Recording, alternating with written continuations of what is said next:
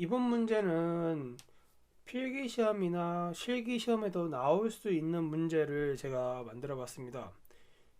필기시험에도 중요하지만 실기시험에도 각각의 나방의 종류라든지 그 나방의 단식성인지 광식성인지 협식성인지도 알아야 되고요. 그 모양의 생김새도 알고 가셔야 됩니다. 그렇기 때문에 밑에 예제에도 설명을 할 거예요. 그 예제 설명을 보시고 나서 그 나방류의 사진도 보시고 그 나방류가 광식성인지 협식성인지 그리고 단식성인지도 숙지를 하고 가시면은 필기시험뿐만 아니라 실기시험 때도 도움이 될 거라고 생각합니다. 다음 중 단식성인 해충이라고 물어봤네요. 여기서 1번과 3번은 총체벌레과인데 감간총체벌레만이 관총체벌레과입니다. 과도 다르고요. 특히나 감관총체벌레과는 단식성 해충이고요.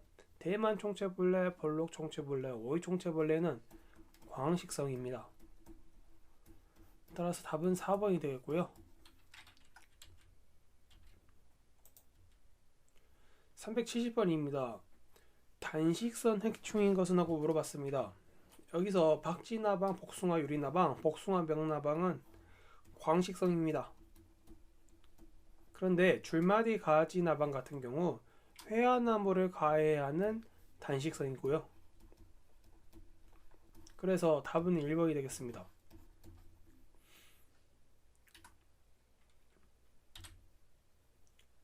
다음 중 단식성 해충인 것은 하고 물어봤네요. 자기몽뚱 날개 나방이 주엽나무나 조각자나무를 가해하는 단식성이고요. 여기 천막벌레 나방과 동나방 그리고 꼬마버드 제주 나방 같은 경우는 광식성입니다. 따라서 답은 1번이 되겠습니다.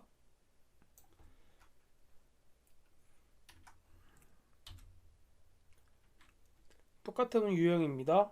그러나 좀 지문이 다르죠?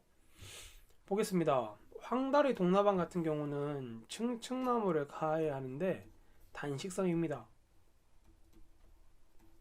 그러나 매미나방, 미국 흰불나방, 버드 제주나방은 광식성이죠.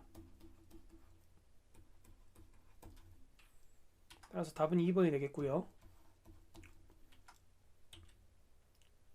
다음 중 협식성인 것은 하고 물어봤네요.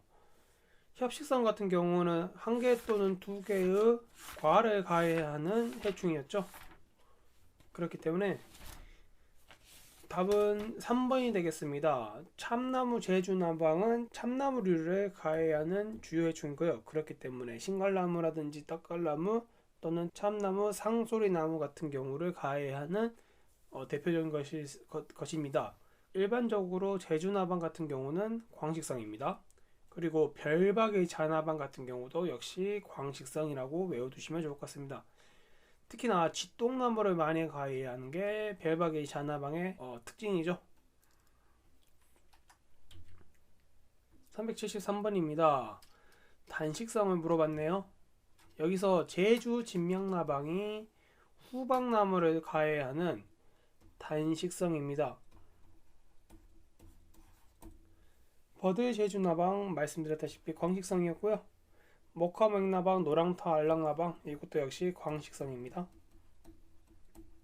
특히나 노랑타 알락나방은 사찰나무를 주로 가해하는 광식성 해충이고요. 협식성 해충을 하고 물어봤네요. 벚나무 모시나방, 노랑새기나방, 밤나무 산누에나방이 있는데 아마 3번, 4번 헷갈리셨을 거예요. 조금 알고 계신다고 하시면. 근데 대나무 쐐기나방이 조리대와 대나무를 가해하고요. 밤나무 산 뇌나방 같은 경우 광식성입니다. 따라서 답은 3번이 되겠고요.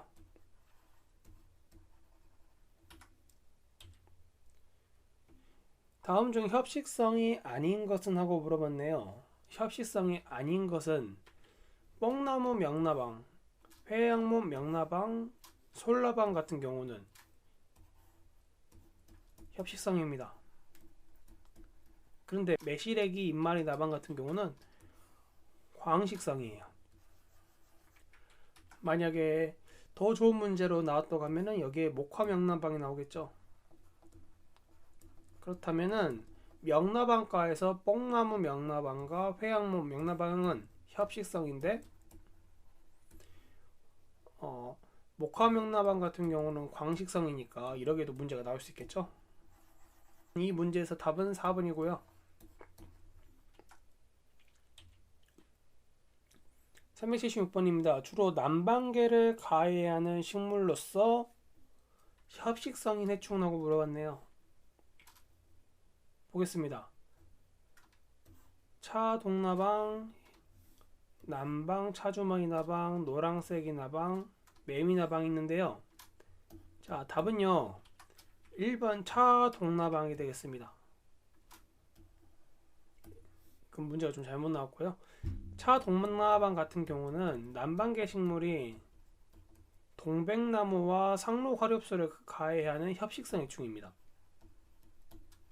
근데 그와 비슷한 것이 남방 차주머니 나방 같은 경우도 역시 남방계 식물을 가해하는데요. 이건 광식성이에요. 즉 차동나방 같은 경우는 그 기주의 범위가 차나무가로 꽤 고정이 되어 있지만은 남방 차주머니 나방은 차나무가뿐만 아니라 다른 상록화렵수, 심지어 침엽수도 가해하는 해충이 되겠습니다. 그래서 마지막 문제 남방 차주머니 나방이 남방계 식물을 가해하는 광식성 해충이 되겠고요. 그래서 답은 2번이 되겠습니다.